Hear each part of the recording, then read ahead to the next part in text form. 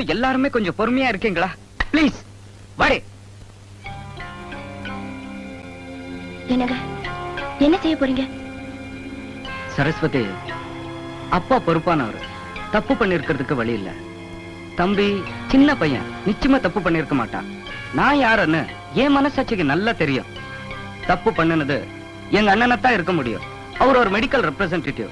எந்தெந்த வெளியூருக்கு போறாருன்னு எனக்கு நல்லா தெரியும். எங்கேயாவது போவேன், யாரையாவது பாப்பேன், உண்மையை கண்டுபிடிப்பேன். அது வரைக்கும் இந்த வீட்டுக்குள்ள நுழைய மாட்டேன். நாளைக்கு காலைல முதல் பஸ் பிடிச்சு வெளியூர் போற, என் துணிமணி எல்லாம் எடுத்துவே. போ.